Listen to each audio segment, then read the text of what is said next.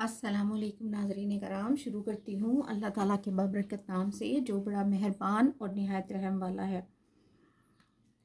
حضرت ابو طالب رضی اللہ تعالیٰ عنہ صاحب ثروت نہ تھے اور ان کے پاس مال بہت کم تھا اور اولاد بہت زیادہ تھی۔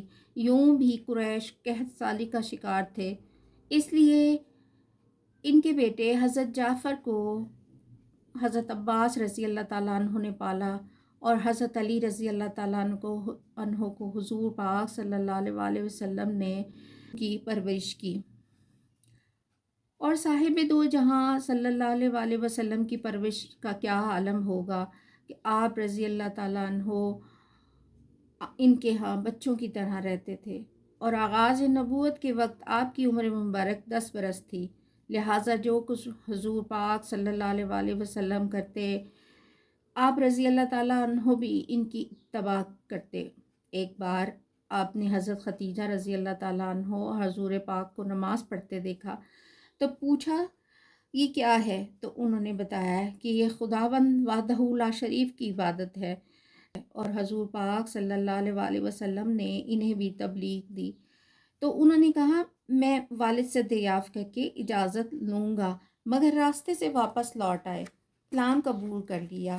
وہ بچوں میں سب سے پہلے مومن تھے۔ جب جوان ہوئے تو حضور صلی اللہ علیہ وسلم کی تعلیم و تربیت کا شاہکار تھے۔ آپ صلی اللہ علیہ وسلم نے فرمایا کہ میں علم کا شہر ہوں اور علی رضی اللہ تعالیٰ عنہ اس کا دروازہ۔ حضرت علی رضی اللہ تعالیٰ عنہ تصوف کے اعلیٰ مقام پر فائز تھے۔ حضرت انس رضی اللہ تعالیٰ عنہ سے روایت ہے کہ حضرت ابو بکر صدیق اور حضرت عمر رضی اللہ تعالیٰ عنہ نے حضرت علی رضی اللہ تعالیٰ عنہ کو رائے دی کہ وہ حضرت بی بی فاطمہ رضی اللہ تعالیٰ عنہ کے لیے پیغام نکاح بھیجیں، تو وہ حضور پاک صلی اللہ علیہ وسلم کی خدمت عالی میں حاضر ہوئے اور فرمایا کہ مجھے ان حضرات نے اس کے لیے متوجہ کیا جس سے میں غافل تھا، اور پھر پیغام نکاح دیا۔ تو آپ صلی اللہ علیہ وسلم نے فرمایا تمہارے پاس کچھ ہے؟ حضرت علی رضی اللہ تعالیٰ عنہ نے فرمایا ایک ذرہ ہے جو آپ صلی اللہ علیہ وسلم نے مجھے دی تھی، اور ایک گھوڑا ہے۔ فرمایا گھوڑا جہاد کے لیے ضروری ہے، البتہ ذرہ کو بیچ کر مہر میں دے دو۔ اس بات کو مسند امام احمد رحمۃ اللہ علیہ نے خود حضرت علی رضی اللہ تعالیٰ عنہ کی زبانی بھی نقل کیا ہے۔ کہا جاتا ہے کہ ذرہ حضرت عثمان رضی اللہ تعالیٰ عنہ نے خریدی، مگر وہ ذرہ پھر حضرت علی رضی اللہ تعالیٰ عنہ کو واپس دے دی۔ اس کی قیمت 480 درہم ادا کی۔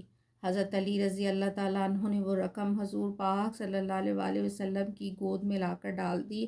آپ صلی اللہ علیہ وسلم نے اس سے خوشبو اور جہیز کے سامان کا اہتمام کیا اور نکاح کا مہر 400 مثقال چاندی مقرر کر کے کیا۔